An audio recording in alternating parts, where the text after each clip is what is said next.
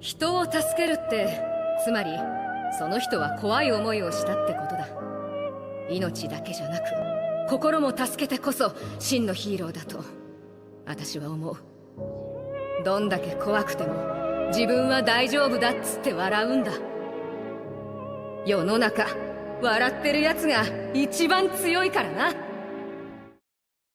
Mirio Togata is one of UA's 3 big students and is said to be closest to the big man himself. He's the young, noble, always smiling, effervescent mentee under Sir Night-Eye. He was the #1 candidate to becoming All Might's successor and bear the symbol of peace mantle. Mirio has gone through adversity after adversity throughout his life, but never caved into despair. Whatever life would throw at him, he would always overcome with a smile on his face. His heart takes shape after All Might. Above everything else, he saves with a smile and wants to give people hope in a better future. When Mirio was a small child, he accidentally fell into a river, but was saved by a pro hero. This event marked his decision to become a pro hero himself to save others. Although thanks to his father, he knew that because of his permeation quirk, it would be a difficult goal to achieve. But this did nothing to deter Mirio. He would spend the rest of his years working relentlessly to achieve this goal. While training, he would face many setbacks. He would get stuck in objects and constantly lose his clothes. Despite this, he would still keep a positive attitude. His optimistic outlook kept him going despite everything he was going through.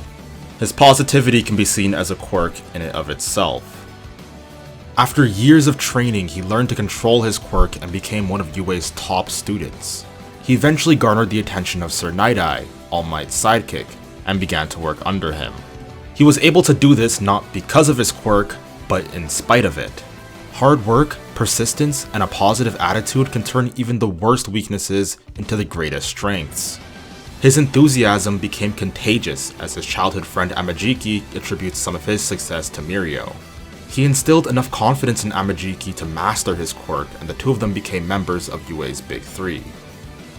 One day, when speaking to Class 1A, he decides to take them all on. When fighting the UA students, it's important to note how the students were all learning to make better use of their quirk just the arc before. Mirio comes in partly to show exactly how far quirks can be taken with enough diligent training. It's because of his incredible work ethic and immovable positive attitude that he was taken up by Sir Night-Eye and was the #1 contender to take All Might's quirk. It's unclear if this is supposed to be taken physically or metaphorically, but regardless, this is a hell of an accomplishment for someone only 18 years of age. Mirio is charismatic, not only because he's so accomplished at such a young age or even his perpetual optimism, but it's because of how he made something of himself out of nothing against all odds.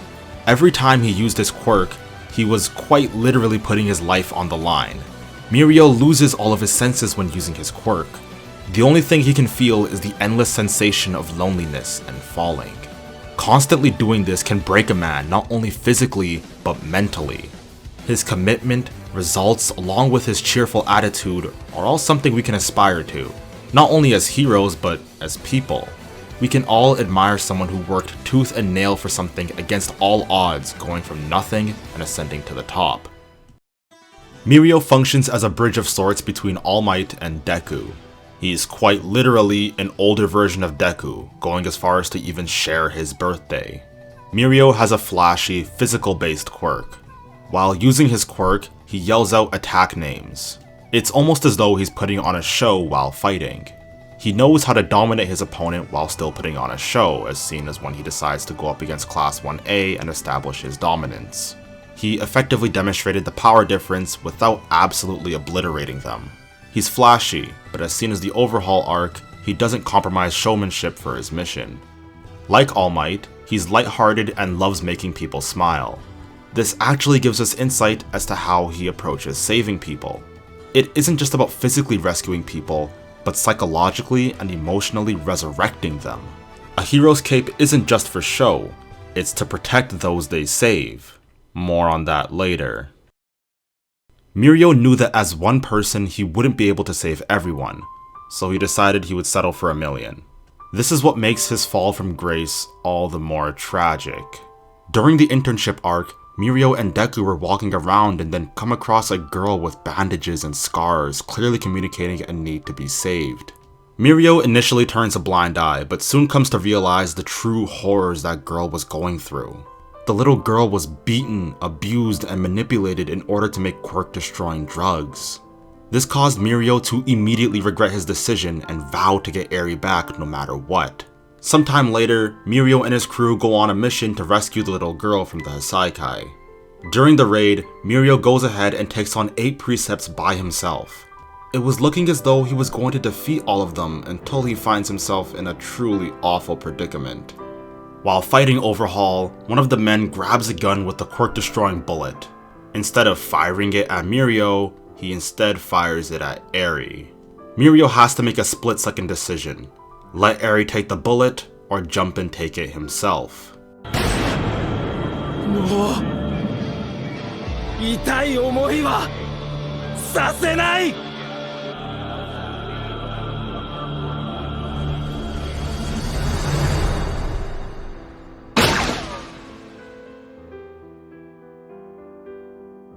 Just like that, all 18 years of his training, gone. But why? Why did Mirio take the bullet? This question left me confused for some time. Logically, that bullet wouldn't have done anything to Eri. Nothing major anyways. It would have hurt a bit, but that doesn't compare to getting your arms destroyed and rebuilt multiple times a day. She couldn't control her quirk anyways, so that wouldn't have mattered either. Logically, he should have let Eri take the bullet, but he didn't. And I think that's part of the point. He wanted to take away all of Eri's suffering, so he took the bullet himself. He didn't want Eri to be hurt anymore, not psychologically or physically.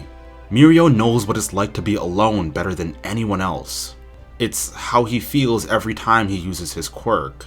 So when the time came, Mirio turns off his quirk, becomes attached to the world, to Eri, and sacrifices himself. Mirio sacrificed his goal of saving 1 million people just to save one. Even without a quirk, Mirio was able to hold his own while protecting Eri against Overhaul for 5 minutes before help came. Sometime later, Eri was going to be taken back with Overhaul. But before doing so, Eri sees Mirio's cape that he used to comfort her. This reminded her that no matter what, these heroes would not give up. Mirio's cape serves to not only physically comfort her, but psychologically, emotionally, and metaphorically comfort her. Upon jumping down, overflown with ambition, she activates her quirk and gives Deku the aid he needs to finally put an end to Overhaul. It was Mirio's cape that binds Deku to Eri. He was the adhesive glue that brought everything together, uniting Deku and Eri. It's what finally gave Eri hope in a better future. One where she can smile and not be abused and exploited. One where she wasn't alone. Her quirk wasn't a curse, but a gift. It was what helped Deku save the day. It was actually thanks to her that Deku was able to win. Going to a previous state in life usually makes you weaker, but it ended up letting Deku sustain a stronger form. Taking the sacrifice was harder, but that didn't matter. What does matter is that she feels safe for the first time in her life. In this morbid illustration, the iconic 1 million stretched across Lemillion's chest was almost completely covered by Eri. All except the number 1, because at the end of the day, Lemillion was only able to save one person. Mirio does sacrifice his quirk, which may not be the best for the greater good. He gives up his own power to preserve Eri's power and psychologically resurrect her. If you aren't saving someone emotionally, you aren't really saving them at all. Mirio may have lost his quirk, but he's still a hero. He doesn't need his quirk to save people. In the wise words of Iron Man, if you're nothing without your power, you shouldn't have it. If you're not a hero without a quirk, you shouldn't be one with a quirk. In the span of 24 hours, Mirio lost his quirk and his mentor. This parallels the story we saw with All Might. Mirio had his dangerous quirk passed down from his father, just as All Might had his quirk passed down from his mentor. A lot of the big moments in their character arcs are paralleled. All Might didn't save Bakugo the first time he had a chance, and Mirio didn't save Eri the first time he had a chance. In their last effort to save the day, They both end up bedridden and quirkless with their mentor rotting in a grave. But even after all of this, all he can think of is how to make people smile again. At the end of the day, he's just glad Eri is safe and everyone is happy. No one is sad and everyone can smile, so ultimately, this is a victory. Mirio made sure to redeem himself the next time he had a chance to save Eri, and when he takes her to the festival sometime later, he sees Eri smiling for the first time after everything Overhaul had done to her, and he can't help but cry tears of joy. It's implied that Mirio can get his quirk back once Eri learns how to control hers, so it's very natural and logical for Mirio to want to stay by her in hopes of getting his quirk back. But that's not why he stays. He's sticking by her because he wants her to smile, and that is what it means to truly be a hero.